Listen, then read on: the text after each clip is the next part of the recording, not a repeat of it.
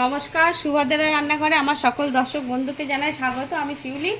আজকে আমি তোমাদের আমের মিষ্টি আচার বানিয়ে দেখাবো। তো আমি আমটাকে কেটে ধুয়ে পরিষ্কার করে রেখেছিলাম বানাবো বলে, দিয়ে আমার হঠাৎ শরীর খারাপ করে, তো যার জন্য আমি বানাতে পারিনি। তো সঙ্গে সঙ্গে যার জন্য আমার একদিন পরে হয়ে গেছে। একদিন ফ্যানের হাওয়ায় রেখে দিয়েছিলাম, একটু শুকনো শুকনো হয়ে গেছে।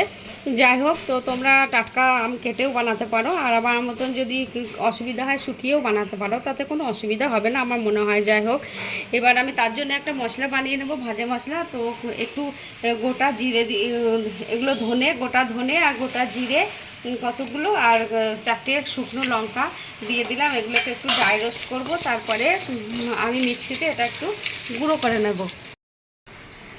এটা আমার অনেকটা ভাজা ভাজা হয়ে গেছে। এবার আমি ওর সাথে একটু জোয়ান দিচ্ছি, যা ধনে জিরে দিয়েছি তার থেকে একটু কম জোয়ান দিচ্ছি। এটা অপশনাল, তোমরা দিতে চাইলে দেবে, নাহলে দেবে না। আমার জোয়ান নিজস্ব ভালো লাগে এবং জোয়ানের গন্ধ খুব ভালো লাগে, সেজন্য আমি একটু জোয়ান দিয়েছি। এবার আমি গ্যাসটা অফ করে দিলাম, ঠান্ডা হলে ওটাকে গুঁড়ো করে নেব। এদিকে আমি আমটা একটু মেখে রাখবো কিছুক্ষণ, মিনিট 15-20, তার জন্য একটু লবণ দিয়ে দিচ্ছি। আর আমি চিনি গুঁড়ো করে নিয়েছি, গুঁড়ো চিনি মেখে, আমটা কতটা মিষ্টি বা টক জানি না, তো আর দিচ্ছি না, যদি লাগে টেস্ট করে দেখবো তারপর দেবো। এটাকে দিয়ে আমি ভালো করে মেখে চাপা দিয়ে মিনিট 15-20 রেখে দেবো, তারপরে আমি আচারটা বানাবো। আমার আমটা মাখা ছিল, এ দেখো একদম গলে রস বেরোতে শুরু করে দিয়েছে। এবার আমি এটাকে কড়াতে ঢেলে দিচ্ছি।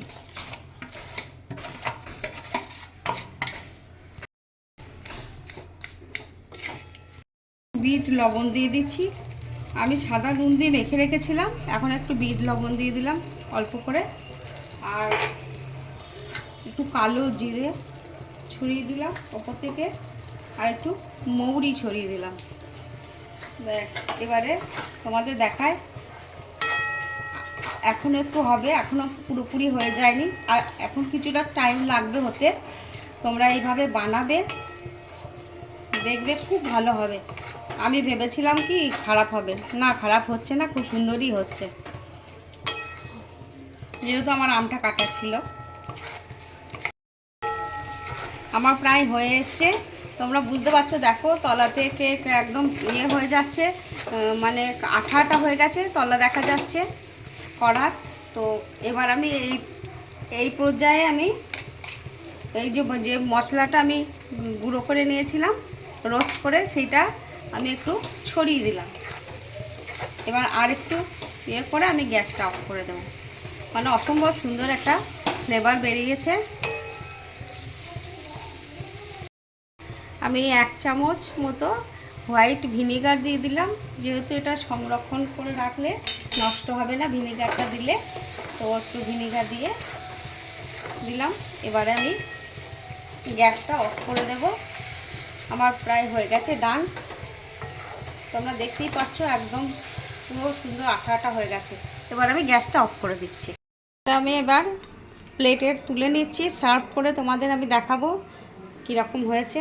খুব সুন্দর হয়েছে, আমি ভয় পাচ্ছিলাম কাটা ছিল বলে, অপূর্ব হয়েছে।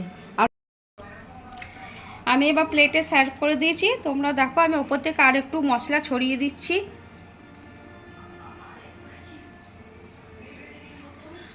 যাই হোক, তোমরা এভাবে বানাবে এবং বানিয়ে খেয়ে আমাকে কমেন্ট করে জানাবে কেমন হয়েছে আমার আমের মিষ্টি আচার।